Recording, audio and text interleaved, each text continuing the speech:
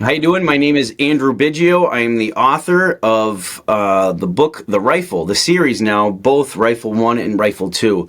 Why a rifle? Who am I? Well, the thing is why I started this project is I'm not the first Andrew Biggio.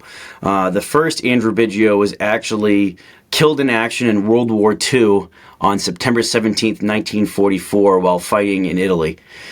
That was my grandfather's brother, who I was named after. I joined the Marines in 2006, deployed to Iraq and Afghanistan, and survived. I came home to the same house that my uncle Andrew left when he went to World War II, and it always bothered me seeing his square. In Massachusetts, we name street corners after the KIA. This was a town square called Andrew Biggio Square, and coming home from Iraq and Afghanistan, I had to drive by this square every day as a reminder that the Andrew Biggio before me didn't make it home. He didn't get to go to Red Sox games. He didn't get to have a family, go to college, have children. And that was a little bit of survivor's guilt for me. Most people have survivor's guilt, I guess, from losing a personal friend in war. Obviously, I've been to war twice. I had friends that were wounded. I had friends that were killed in action, things like that on other deployments. But for me, it was this young 19-year-old kid who most people in America would never know his name. That really bothered me, seeing his name up there. And I remembered my grandmother telling me she had saved letters that Andrew wrote home before he was killed in action, and that she kept them in a shoebox under her bed. And one day I went for that shoebox, opened it up, and the first letter in that box was, "Dear Mom, today we fired the M1 Grand Rifle. I hope to carry this in combat. It's a new rifle of the time. It's better than the Germans and the Japanese. It shoots 8 rounds. And here this 19-year-old kid's explaining to his mother in this letter about this piece of equipment, this rifle, you know?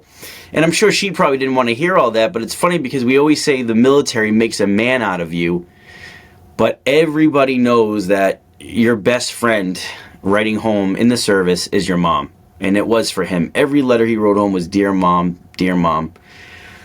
Until we got to the extremely sad letter on September 12th, 1944, was, "Dear Mom, can you please mail me a gold cross to wear around my neck? They're making us go up this hill tomorrow. I do not want to go back up this hill. Please send a gold cross I can wear." You know, how many people in this country or in this world knows what it's like to write home begging your mother for a gold cross, knowing she's not going to get that letter for a month, knowing that if she even replies, it'll take another month just to get to him. You know, he knew that cross probably wasn't going to get to him in time, and he was killed on September 17th, 1944. What I did was I reversed back to the happy Andrew Biggio at age 18 in basic training, and I saw how much he enjoyed the M1 Grand, so I went out and I purchased an M1 Grand rifle, and I took it to my family and showed them this rifle at a family dinner, and everyone just thought, "Hey, okay, it's just a gun." And I said, "Well, no, it's more than just a gun. This is the rifle that Andy carried, you know, when he died." And you know, it did mean something to them, but I guess it really meant something to me more as a veteran. So I took the rifle back to my house, and I realized, you know, what can I do? Who will understand this like I do and appreciate it like I do? And that was, I thought about my neighbor, Joe Drago, who fought in the Battle of Okinawa. He was a U.S. Marine. I hadn't seen him since, you know, I was going to the Marine Corps birthday balls. You know, I'll take this to him. And I knocked on Joe's door with the rifle, and there he was, bound to his recliner. You know, this was about 7 years ago, and he was about 91 at the time, and it really hit me that I was in a race against time. Here was Joe. You know, his legs were so skinny, his arms were so tiny now. You know, he was in the elderly stages of at the end of his life. And I put this rifle into his hands. And I said, "Do you remember this?" And this little old man turned into a 19-year-old Marine again. He shoulders the rifle, he puts it in his hands, smiling ear to ear. And we talk about the Battle of Okinawa for 4 hours, April Fool's Day, 1945. And it was the best therapy I could have asked for, sitting across from this Marine to Marine. We're bonding, we're talking about the Battle of Okinawa, and I said, "Please, Joe, because I saw his physical health. I said, sign your name on this rifle. I always want to remember this moment. And he signed his name, Joe Drago, 22nd Marine Regiment, I Company, 6th Marine Division. And when I left his house that day and I looked down at that single signature on the rifle, I said, I need to collect as many names as possible, because that was amazing. That was better than anything the Veterans Administration could do for me. That was better than any type of line of therapy. That was better than anything. What was meeting my heroes now, and I was in a race against time, and now today there's over 320 names on this M1 Grand Rifle behind me. 320 names, 320 signatures, legacies, stories. I wanted to represent the whole war on the rifle. Cooks, Medal of Honor recipients, B-17 pilots, U.S. Marines, Coast Guardsmen, United States Navy, submariners, Army, Battle of the Bulge, the fighting of the Rhine River. I wanted to represent the whole war on this single piece of rifle. And one question that people always ask me, well, what made you write the book? You know, it's cool having this piece of equipment in your man cave.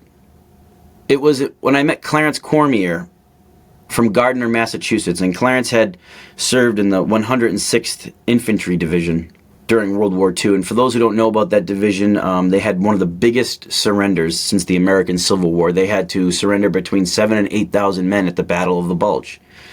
Clarence himself was only in Europe for 2 weeks, and then he was a prisoner of war. So quick, you know, he didn't even fire a shot. And for many veterans, I think that's hard to admit. A lot of them want to come at home as war heroes and tell the story. And this was the first time I had ever seen a 95-year-old man at the time cry.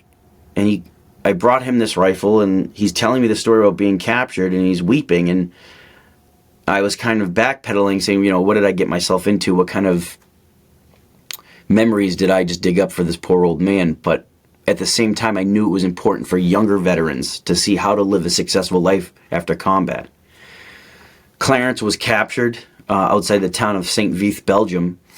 He was put on a boxcar train destined for Germany with thousands of other prisoners, couldn't move, how tight they were squeezed in there. And as this train is heading back to Germany, 2 American P-47s see this train, and they begin to strafe it over and over again. Unbeknownst to them, they're killing their own men. They're killing their own prisoners. And Clarence is crying his eyes out, telling me the story as they break out of the boxcar. They throw themselves on the ground and they form the letters with their human bodies, P-O-W, along the side of a hill. And as the planes are coming in for another dive, they see that these are American prisoners of war, and they bail up.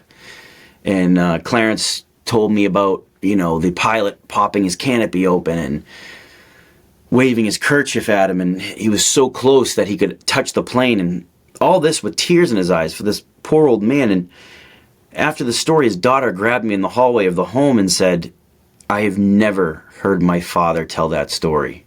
I always knew my dad was a POW, but I never heard him say that story. Right then and there, I knew. I said, if his own daughter hasn't heard that story, how many people in this country haven't heard that story? How many students, young men and women in school don't know this story about sacrifice of what these men and women went through to win World War II?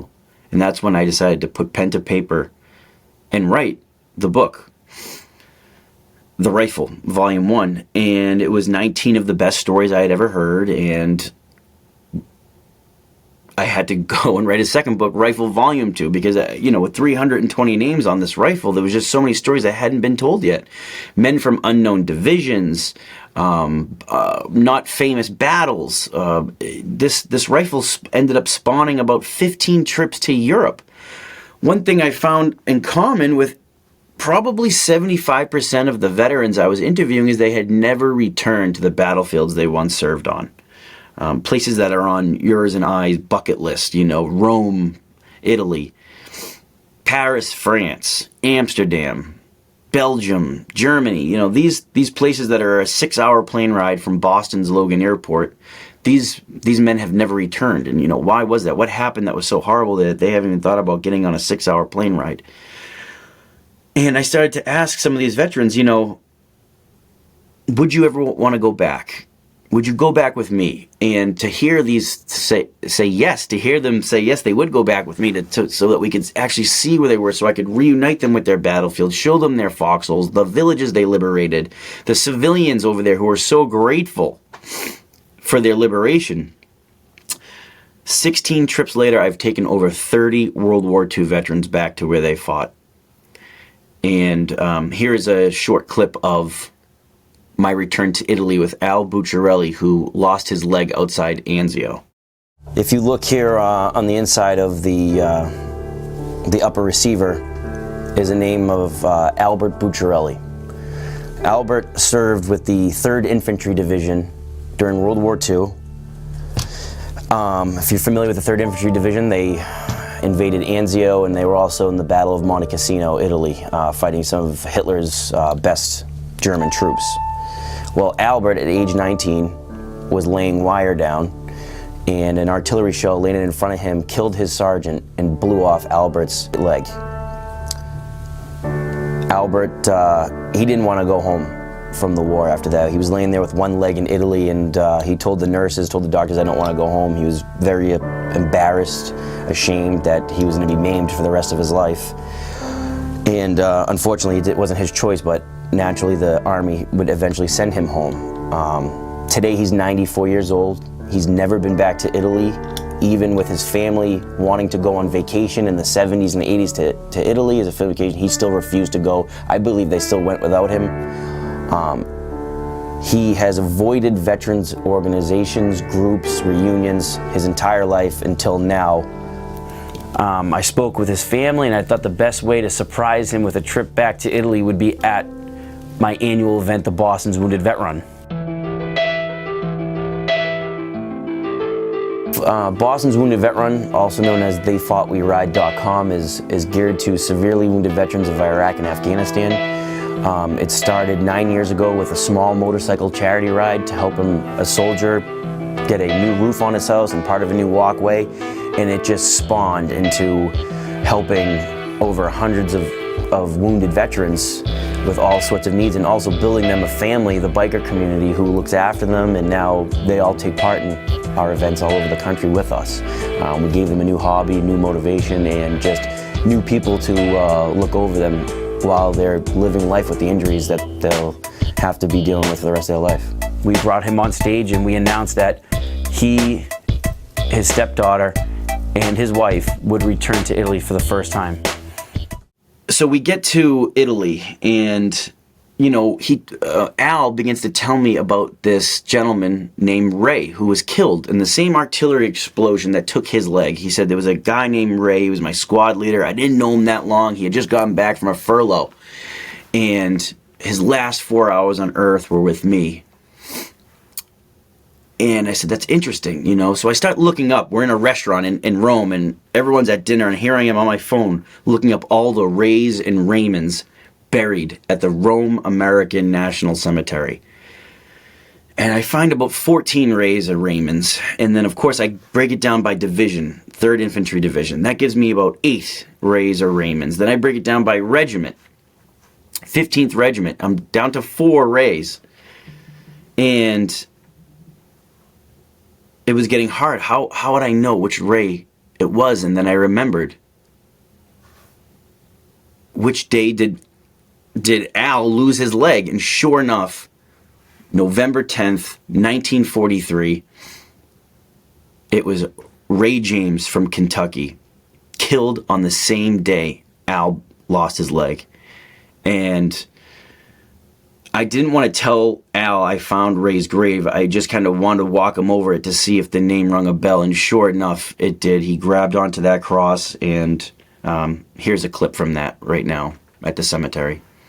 After leaving the information center on the cemetery, we put Al and Rocco in some golf carts and began to bring them to a specific plot.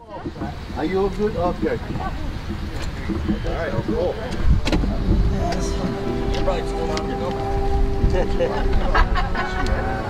See you in church.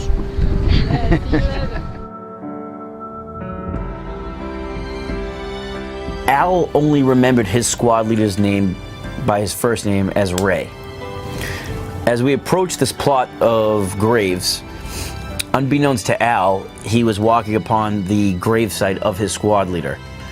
I wanted everyone to take a step back and give him some privacy because it was really just about to hit him. He had never seen a squad leader's grave before. He didn't know that I had located the squad leader's grave. All we had to go on was the first name of Ray.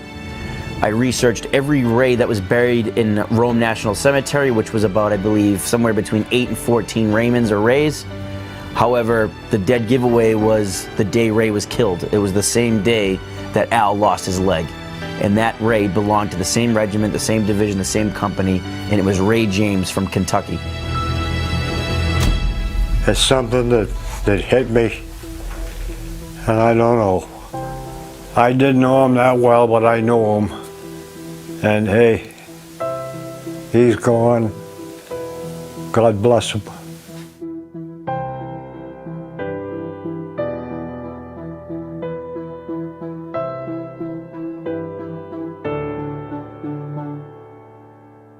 I'll never be able to tell you what Al was feeling at that moment.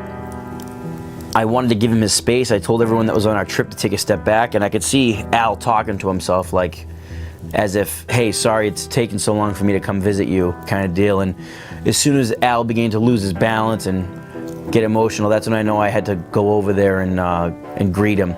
And the hug that Al gave me, I know he wasn't hugging me, he was hugging Ray.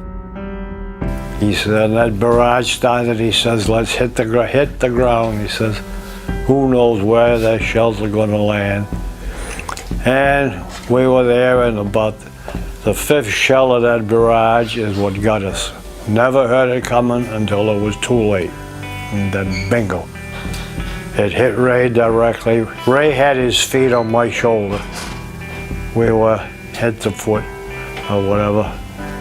And he got 100% of the shell got to him. I got the outskirts of it, which was bad enough. But hey, it happened. And when we got to the cemetery, Andy had found out where he was, who he was. All we had to go by was his first name.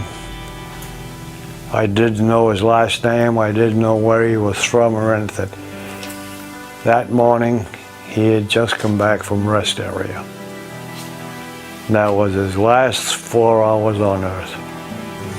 He took the blunt of a shell, which was a shell that dropped, they tell me, about a half a mile short of his target. So that was the end of it. I was fortunate. There was 3 guys pulling the guard duty out there. They came down after the barrage was over, and we were in a riverbed that was dry with 4 German trucks out there all burned up. They scared me more when they came down around those trucks than getting hit. They saw what had happened. They loaded me on a Jeep and hooked me off to the hospital. It was, from the time I got hit till I got to the hospital was an hour or less, which it was very fortunate.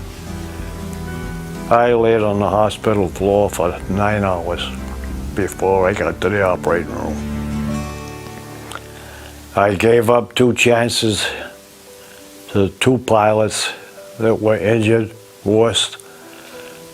I say worse than I was, so I always say things could be worse. You can always find somebody that's worse off than you are.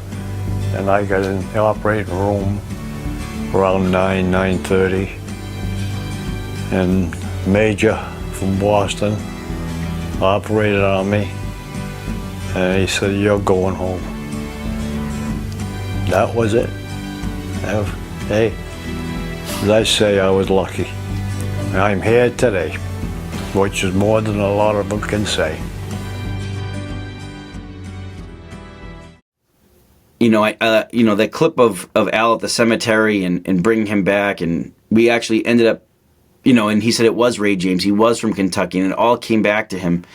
And we also were, I had a veteran with us from the 85th Infantry Division named Rocco Talise. You know, Rocco had been carrying around this trash bag full of black and white photos and documents, and, you know, just, he had been to Italy a few times back and forth, and so, you know, this was nothing new to him. But we went to this town of Tremensoli where the 85th Division had liberated, and sure enough, you know, foot and mouth on me saying, being aggravated, he's carrying around this bag of junk. I mean, we talked to some random people in the town square, and they end up recognizing people in these photos, and we end up reuniting with a 100-year-old woman who actually survived the Battle of Tremensoli. Proceeding down that windy road again, Rocco started pestering me about visiting this village called Tremensoli. He had been carrying around these old photos, these old notes and documents the whole trip, and really wanted to visit the Polar Bear Monument of the 85th Division and try to find some ammo box he left back there in 1944. So we reached Tremensoli, which wasn't well known to our tour guides. You could barely squeeze vehicles through the roads and the buildings, but we found some locals kind of sitting on the corner smoking some cigarettes, and asked them if they had known where the 85th Division Monument was. Well, we're at Tremensoli. There's supposed to be a monument that we put up here in 1992, and it was a hard thing to take. This place was heavily fortified, and we have 2 boxes here, but I don't know whether we're going to find them now. So there's a restaurant at the top of the hill. This must be the restaurant at the top of the hill. Let's go find out. Rocco. Signor. What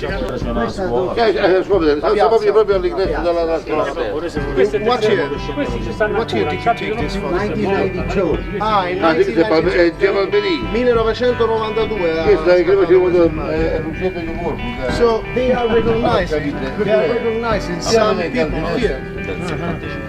C'è another restaurant. Ma forse si riferiva a cosa? Conosce quelli? A Focelleiro. Conosce quelli? Me lo sono ricordato io. Conosce quelli?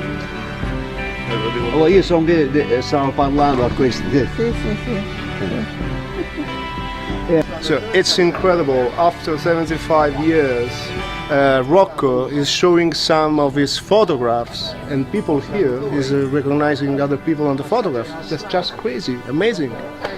Until the interpreter told us they were recognizing people in the photos who still live in the town today, including an old lady who was just around the corner. We start following these locals. We're pushing Rocco in the wheelchair at this rate. We go down this tiny little alley where they bang on this woman's door. Her 2 daughters come out, and then the other woman, who's 97 years old, comes to the door, and then Rocco and the women are starting to reminisce. They're starting to speak in Italian to each other, and most importantly, they're recognizing themselves in the photos that he took from the 40s and when he returned in the 70s. 1992. Che sapore Lucia! Mamma mia! Questa è storica! E io stavo parlando con i cristiani, conosce questi? Sì! E questo... This old lady was here during the war. She's 96 years old, and they are talking about the war, the fighting, and that's incredible. That's just incredible. Showed them the pictures, right? All of a sudden, they all could turn around. They all recognized practically 10 or 12 people, you know. So oh, wait a minute, she was here in 92. She's 97 years old. I says, is she married? No, brought her out here. I made her laugh like that. This speech started to become just as powerful as returning Al to see the grave of his squad leader. Here I was, looking at the faces and the expression and the voices of these locals and what it meant to have Rocco there. They were saying how historic this was and what a brilliant reunion it was to be there, since their village was destroyed in World War II. There were still bullet holes in the sides of the walls. I haven't cried doing this project once. With all the 90 or so World War II veterans I've interviewed, and I had to walk away because the tears were running down my face, seeing the human reaction and the human emotion between what this man from East Boston, Massachusetts, meant to this little village in Italy, it killed me. It killed me. I'll never look at Rocco the same way again. So. So the rifle mission has been so helpful to me. It's brought a lot of awareness to World War II history, stuff that the kids are not getting in school today. They just simply aren't. And with the whole world being on social media, the Rifle Project has worked wonders on Instagram, Facebook, people learning, getting the education right here in their face. That's one great thing about the social media and bringing back history alive. And I'll never forget meeting these heroes. To me, they are the bread and butter of this country. I'd want to line up to meet them more than any athlete or celebrity. And yeah, I'm willing to take questions now, anything about the Rifle Project or my journey. So, I just wanted to say, from my point of view, you've done an amazing job over the last few years. And I'm going to start off by asking you about your own combat experience. When you sit down with a World War II veteran, do you feel as if there's nobody else that can really understand what you went through apart from the people you fought with? Yeah, it fluctuates. I remember specifically sitting with a gentleman from it was a standalone regiment. It was like a regiment that got kind of passed around World War II, where they weren't assigned to a specific division.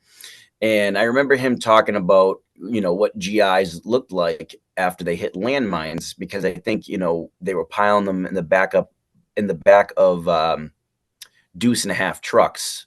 And the way he described the bodies and things like that, and he started to get emotional, and I absolutely knew exactly what he was talking about. I knew exactly what he saw in his head. I could tell the bodies, the mangled stuff, from IEDs and Afghanistan. And I looked at him and I'm like, hey, brother, I'm here with you. I understand, I've been through it too. And that was such a strong connection. Arthur Colachico was his name. He's passed away now, but he had to do a lot of his regiment was responsible from actually getting some of the Germans off the Channel Islands that they bypassed. Really interesting story. And it was things like that and that we connected with. And I've also connected a lot with a lot of World War II veterans who became police officers after World War II.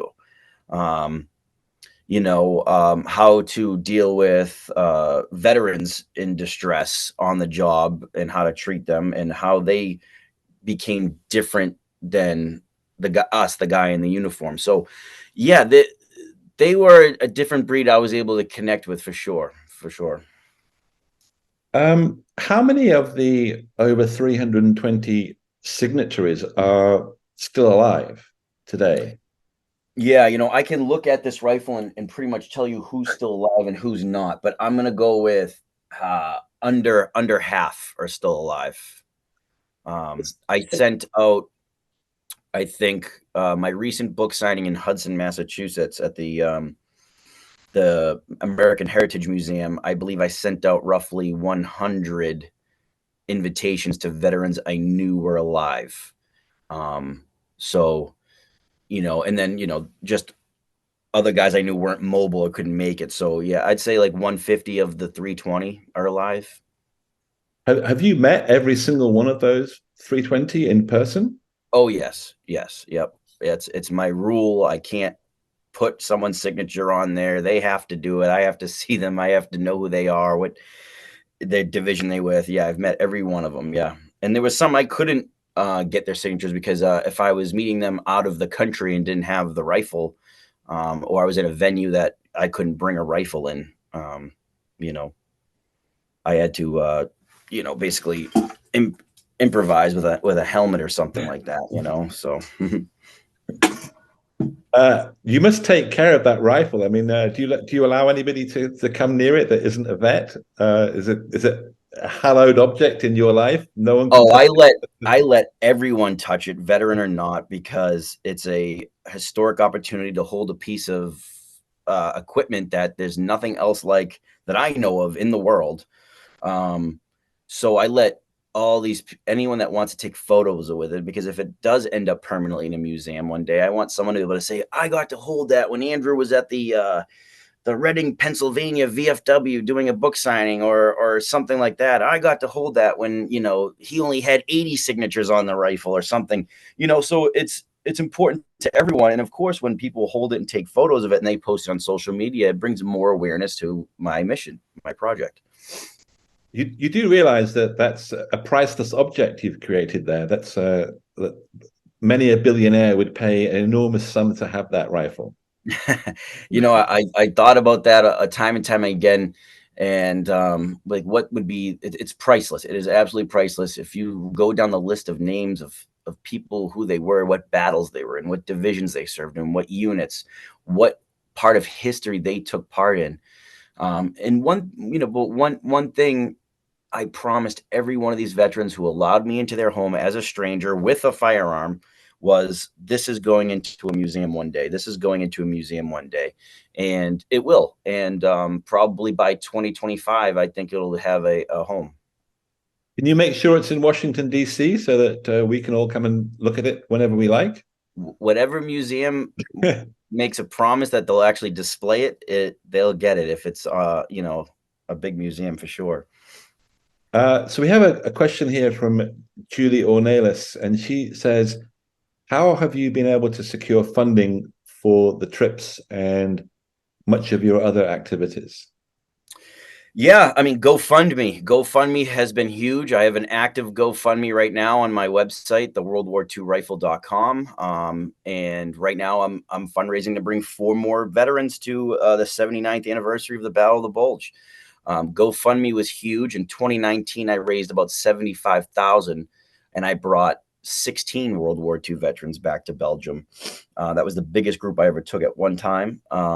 And it cost me about $75,000 to do that, because I brought caretakers, of course, you name it, hotels, food, transportation. So GoFundMe's been huge. There's been times where, as Alex mentioned, I run a nonprofit to help post 9/11 veterans. And sometimes what we'll do is we'll pair. And one thing I actually didn't show in that Italy documentary is Al Bucciarelli, who lost his leg in Italy, was paired up with my buddy Brian Johnson, who lost his leg in Fallujah, Iraq. So the two of them together in Italy was like a bonding experience. I remember Al looking at Brian saying, you're never going to quit, right, Brian? You're never going to give up. It's basically telling Brian he's got a long way to go. He's going to reach 95 years old on a prosthetic leg. So that's how I've been able to handle funding. We have another question here. Can you tell us about finding your namesake's battleground where he gave his all?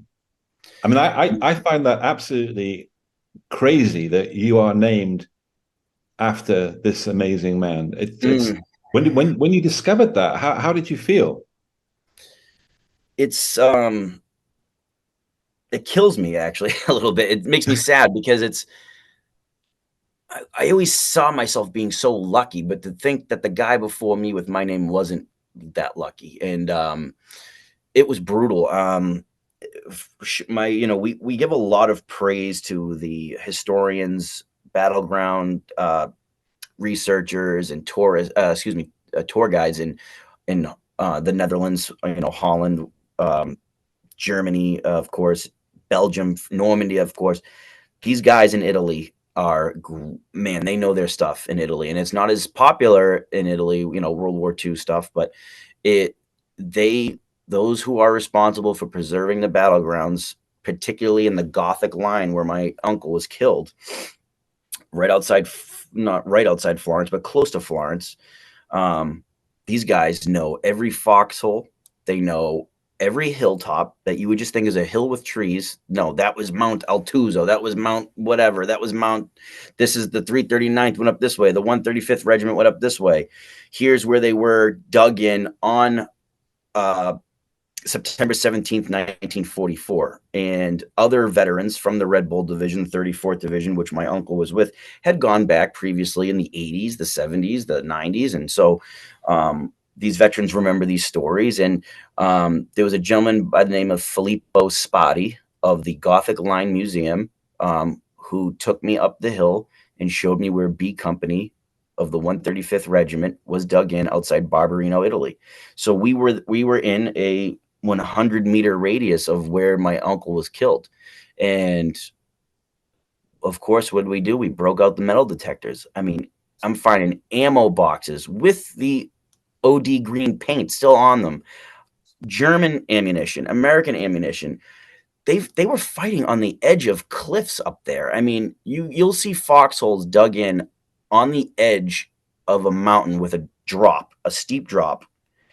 And that's how bad it was up there. The fact that they had to dig in on the edge where it's either you go forward, get hit by shrapnel, you go backwards, or you fall to your death. I mean, it's just unbelievable. And the fact that my 19-year-old uncle gave his life up there, when other guys were doing mutiny, when other guys were deserting, because that's what the eyewitnesses told me it was like, is a lot of the guys, I know this is a long-winded answer, but the guys in Italy started to get demotivated once they started seeing the headlines of the other units making their progress across France and Belgium and the Rhine River and into Germany, because they were like, why the hell are we still here in Italy taking some damn hill? This is suicide. And that was a nasty, nasty mood that got set within these guys that were in late Italy campaign. Actually, friends were in Italy just less than a month ago at San Pietro and Anzio and other places. And it is really amazing when you go to the battlefield and you see exactly where they fought, how bare and brutal those mountains are. Yeah. Can I read out a statement from Janice Blake, who actually was with us in Italy, and we did actually talk an awful lot about the 3rd ID, in particular the 15th Infantry Regiment. My last book was about 3 guys from the 15th Infantry Regiment who received the Medal of Honor. And Janice says, it's incredible to see firsthand the gratitude of those who have been liberated. As for the veterans, do you sense that returning to the places where they fought assuages the trauma they have suffered and gives them a feeling of peace? And that's from Janice Blake. Absolutely. Absolutely. The letters, the handwritten letters I get from the veterans after the trips, the closure it brings some sort of closure. And I have thousands of hours of video and audio. I mean, I can't even, I'm a full-time police officer, so I don't have time to put a lot of this on the internet. But their reactions in the graveyards, falling to their knees when they see someone's name they remembered, a scene right out of Saving Private Ryan, the way they grasp these monuments. And I've seen men cry. I've seen men not talk at all the whole time we're over there. I've seen guys drink beer with me till 3, 4 in the morning. Yeah, it definitely brings some sort of closure. And what I think's magnificent is the people there who, if there's crowds of people on the sidewalks once they find out we're with American veterans, and they're holding their grandkids over their heads, over their shoulders, so that their grandkids can get a live look at a real living World War II veteran. I mean, it's just to show them what they fought for, and that these Europeans who are taught at such a young age that these are their liberators, these are their heroes, has made it all. I've never had a World War II veteran, regret going over there. That's for sure. We have another comment. This is from Fred Eck, and he says, this has been such an amazing presentation.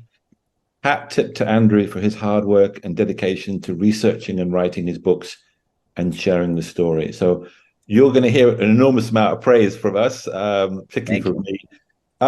Can I ask you a little question about the Italy clip? Because I noticed one of the guides, the guy with the cap on that spoke pretty good English. Can you tell us his name? Because I think I've worked with him before. That's Damiano Pravano. Yep. Okay. Yep. Yeah, so, I spent an incredible day with him at Maori. You know the story of Maori, just after the Salerno landings in September 1943. I don't think I do. We went to the top of the Chiunzi Pass, which was the most shelled. Oh, really? In Italy during the Second World War. He's a wonderful guy. Can I ask you a little bit about your own closure? How therapeutic and helpful has this been for you? I mean, you are giving such an enormous amount of your time and energy to this. How healing has it been for you? Oh, it's been fantastic. I mean, especially for a kid who was a average C student in school, and now I'm writing books. It's funny, like your passion will trump your education level, and it's you know it's been fantastic. It's really been my life. I think I'll weep like a baby when I have to give this rifle up to a museum, because these guys didn't just become, hey, let me grab your signature. They became friends. Here I am, in a few hours going to go pick them up to have lunch and do a book signing and play cards, and we've been able to been such a benefactor of linking all generation of veterans from World War II, Korea, Vietnam, post 9/11 together for all these different fundraising and events, and brotherhood and sisterhood. And it's been fantastic. And, this is something that, well, it's kind of hard for me to say, but I don't remember this countdown like we're doing with the World War II veterans, with the World War I veterans. I feel like we all woke up one day and all the World War I veterans were gone. And what we're doing now is like every time a World War II veteran turns 100 years old, it's on the news for his birthday. Every time a veteran is on Facebook, World War II veteran, it's going viral. So we didn't have this with the World War I guys before they slipped through our fingers. So being able to say I took time to say goodbye to the greatest generation is worthwhile for me. So, well, I don't think anybody else is saying goodbye in the way that you are, which is incredibly effective and very moving. Of all the veterans that you have known intimately, was the one thing they had in common? Yep, and I'm going to try to live my life by it. Is a lot of these guys came home and they stayed. It's really just a simple answer. They stayed busy. They came home. They didn't have time to dwell on things. Okay. They didn't have time to pick up a lot of negative behaviors. They went home. They started a family. They went to college. They had a career. They retired from one career. They started another career. They stayed. They had hobbies. They were involved in civic groups. They stayed so busy they didn't have time to think about the past. And that really, I think about Bob White, who's 100 years old, 17th Airborne Division. I wrote about him in my first book. He didn't start running his first marathons until he was 60 years old. It's things like this that, I had Ed Hess from the 34th Division who took care of his son with Down syndrome until his son was like 60 years old. And he was 100 and something years old or something. Maybe his son might have even been older than that. His son might have been almost 70. And he, worked in a factory his whole life. Then he worked from, J.C. Penney after that for his second career because he was taking care of his son. And these guys really just stayed busy, stayed involved. And that's one thing I saw in common with the longevity of these guys. We have a question from Joe Craig. Having over 320 signatures on the rifle is amazing. It must be hard to fit new ones on at this point. How much room is left? How have you managed to put 320 signatures on one Garand rifle? I know. Incredible. I got it right here. Might as well just show you guys. Yeah. It's getting brutal. It's getting brutal with the names. Guys used to put their names, their divisions, their locations, their battles, and I had to say, stop, we can't do that anymore. Now it's just let's just put your last name only, Yeah. So before people would, you'll see on here, it says Pearl Harbor, it says Normandy, it says D-Day, it says 87th Division, things like that. Now it's I have to tell guys, all right, let's write small and let's write your last name. So to make room. So yeah, I am really out of room, which is good because all good things come to an end. I get two sons now, and who were not born when I started this project, of course. And so I've given it my all. Do you have any names on the bayonet? Oh yeah, you do. yes, yeah. I have names all over the bayonet, and then We were even gonna do like a sling, put the sling on it, and I said, no, this is getting out of hand. And who the hell wants to sign the sling? Everybody wants to be on the rifle, you know. Um, Another question from John Sanfelice, and he says, "Can you tell us how this experience has helped GIs with PTSD?" Yeah, you know, that's a two-pronged question for me because other than the fact the common answer would be, well, you know, you have young veterans who look at these men that are in their late 90s now and went through awful experiences on Iwo Jima or, you know, in the North Apennines in Italy or on Omaha Beach, let's just say. And they came home, they lived a successful life after combat, and so can you. You know, that was one of the main things to show. But I think the other thing was for me on a darker side was, you know, in the last stages of their life, a lot of these veterans, especially guys in the Pacific, told me some really dark stuff, stuff that we all know deep down inside, you know. And the way I put it is sometimes the greatest generation did some not so great things to win World War II. And a lot of the guys, particularly Marines on Okinawa, taught me that war is not just black and white, it's not just good versus evil, and you don't have to live in the shadows of the greatest generation. If you don the uniform after World War II, yes, the greatest generation is without a doubt the greatest. Their stories are unmatched compared to other, you know, wars. But hey, you know, let's be real, kid. You know, this is me in front of them. You know, you know, in lack of better words, a lot of the Marines were like, dude, it's BS. You know, the stuff that we did back then would put you guys in jail today if you did that on the battlefield, you know, just really stuff that, you know, you don't see a lot in mainstream media, stuff that was swept under the rug, of course, in the 1940s and 50s.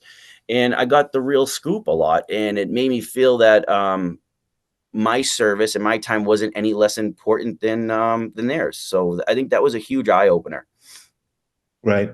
Because you often hear that, you know, guys like yourself who served in two wars, those who served in Vietnam, that they felt differently about their service than those who served in World War II.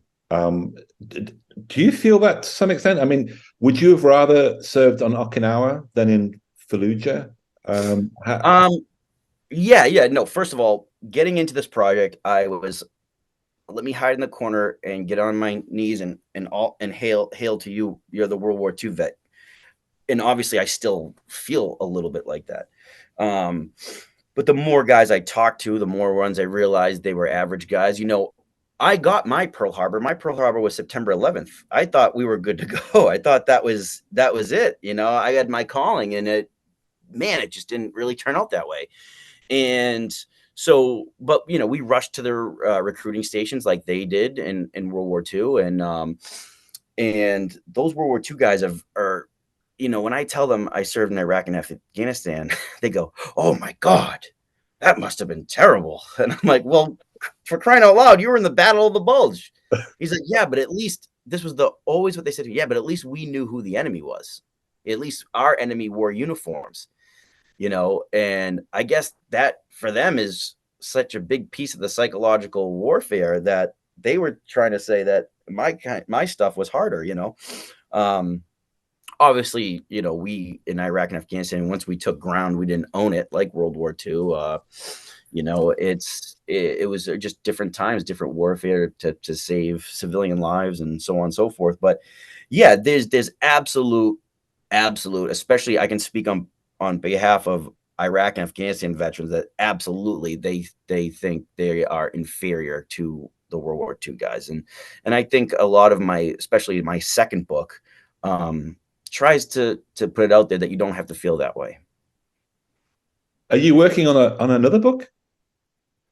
Not on yet. No, right now I have not put pen to paper. I think it's safe to say that I'm done writing about World War II. And there's a lot of things in motion. You know, I was at a World War II conference in DC 2 weeks ago at the American Veterans Center, and a guy came out of the audience and he said, I too am named after my great uncle who was killed in action. And he shows me a receipt on his phone and he says, I just bought you an M16A1, early M16A1, and I want you to start doing this with the Vietnam vets. I go, oh my Lord. Just when I thought I was about to settle down, you know, and this guy bought me a $5,000 rifle, you know, just did it. And he's like, I just want my neighbor to be the first Vietnam veteran signature on it. I'm like, buddy, listen, I will do this, but give me a year off or something, you know? Well, So, I just want to say, unfortunately, we're running out of time, but I just want to say what you do and what you've done is amazing. It's really incredible. you too.